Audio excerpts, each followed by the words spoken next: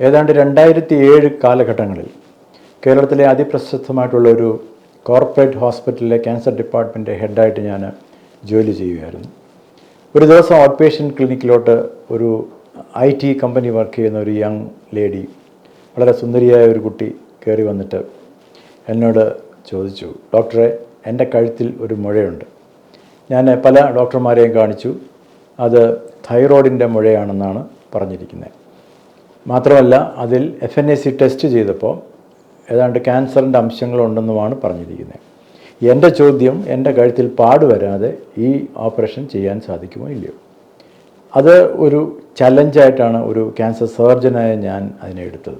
കാരണം ലോകമെമ്പാടും ഏതാണ്ട് ഒരു 145 വർഷം മുമ്പ് കോഹർ എന്ന് പറയുന്ന ഒരു സർജൻ ഡിസൈൻ ചെയ്ത സർജറിയാണ് കോഹേഴ്സ് തൈറോയിഡക്ടമി, അല്ലെങ്കിൽ നെക്ക് ക്രീസ് തൈറോയിഡക്ടമി. അതിൻ്റെ അർത്ഥം തൈറോയ്ഡ് സർജറി കഴിഞ്ഞ് കഴിഞ്ഞാൽ കഴുത്തിലൊരു പാടുണ്ടാവും. ആ പാടിന് നെക്ലേസ് ഇൻസിഷൻ തന്നെയാണ് പലരും പേരിട്ടിരിക്കുന്നത്. അപ്പോൾ എനിക്ക് പാട് വരാതെ ഒരു അൺമാരീഡ് ഗേൾ ചോദിക്കുവാണ് ഒരു ഓപ്പറേഷൻ ചെയ്യാൻ സാധിക്കുമെന്ന്. അതൊരു ചലഞ്ചായിരുന്നു എനിക്ക്. അപ്പോൾ ഞാൻ പല ലിറ്ററേച്ചറൊക്കെ സർവേ ചെയ്ത് നോക്കി.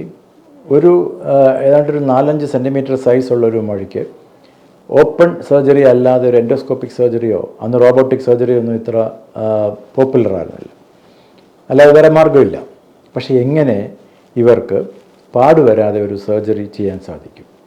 അതെന്നെ കൊണ്ടെത്തിച്ചത് ഒരു പുതിയ പന്ഥാവിലേക്കാണ്. നമുക്കറിയാം, മെഡിസിനിൽ ഏതാണ്ട് എല്ലാ ഡിസ്കവറീസും ആക്സിഡൻ്റലായിരുന്നു.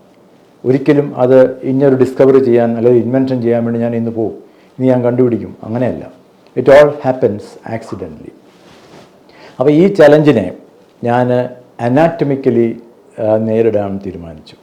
അപ്പോൾ പല അനാറ്റമിക്കൽ ടെക്സ്റ്റ് ബുക്സും ഞങ്ങൾ പഠിച്ച ബുക്സും ഒക്കെ റെഫർ ചെയ്തപ്പോൾ യാദൃച്ഛികമായിട്ട് ഡിജിറ്റൽ അനാറ്റമി എന്ന് പറയുന്ന ഒരു സെക്ഷൻ എൻ്റെ ശ്രദ്ധയിലുടക്കി. ആ സമയത്ത് തന്നെ എൻ്റെ ഒരു സുഹൃത്ത് ഈ ഡിജിറ്റൽ അനാറ്റമിയുടെ വർക്ക് ആലപ്പുഴ മെഡിക്കൽ കോളേജ് ചെയ്തുകൊണ്ടിരിക്കുകയായിരുന്നു. ഞാൻ അദ്ദേഹമായിട്ട് ഇൻട്രാക്ട് ചെയ്തു.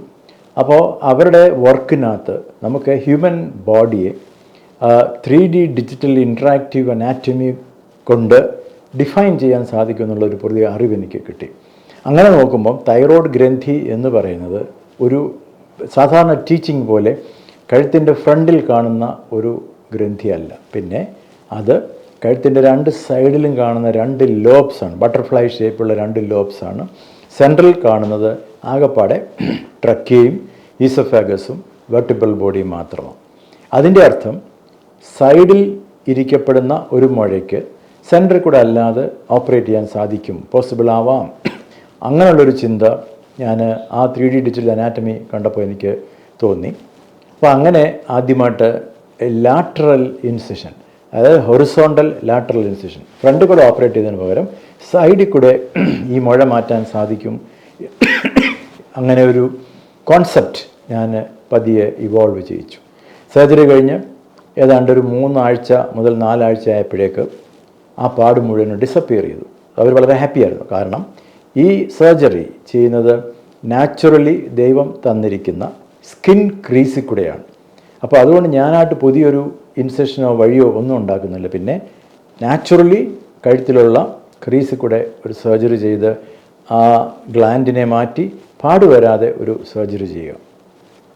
ഈ സർജറി പോപ്പുലറായി കൊണ്ടുവരുന്ന സമയത്ത് എനിക്ക് റഷ്യയിൽ നടന്ന international head and neck cancer കോൺഗ്രസ്സിൽ ഈ പേപ്പർ പ്രസൻറ്റ് ചെയ്യാൻ അവസരമുണ്ടായി. എനിക്ക് അതിന് ഗോൾഡ് മെഡൽ കിട്ടി. അതേപോലെ ഇന്ത്യയിൽ നടന്ന സർജൻസ് കോൺഫറൻസിൽ ഞാൻ ഈ പേപ്പർ പ്രസൻറ്റ് ചെയ്തു. അതിനുശേഷം US, യൂറോപ്പിൽ, ചൈനയിൽ, പോർട്ടുഗലിൽ, അങ്ങനെ നിരവധി രാജ്യങ്ങളിൽ എനിക്ക് ഈ പേപ്പർ പ്രസൻറ്റ് ചെയ്യാൻ സാധിച്ചു. ഏതാണ്ട് 3500ഓളം തൈറോയ്ഡ് സർജറീസ് ഞാൻ ഈ രീതിയിൽ പാടുവരാതെ ഇപ്പോൾ ചെയ്തു കഴിഞ്ഞു. എന്താണ് ഇതിൻ്റെ അഡ്വാൻറ്റേജ്? നമുക്കറിയാം, ഒരു സർജറി നമ്മൾ ചെയ്യുമ്പോൾ നമ്മുടെ മോസ്റ്റ് എക്സ്പോസ്ഡ് പാർട്ടാണ് കഴുത്ത്. എല്ലാവർക്കും, ബാക്കിയെല്ലാം നമ്മൾ സ്കിൻ കവേർഡാണ് ക്ലോത്ത് കൊണ്ട്. ഇവനെല്ലാ കമ്മ്യൂണിറ്റിയിൽ പോലും കഴുത്തൊഴിച്ച് ബാക്കിയെല്ലാം മിക്കവാറും കവേർഡായിട്ട് നമുക്ക് കീപ്പ് ചെയ്യാൻ സാധിക്കും.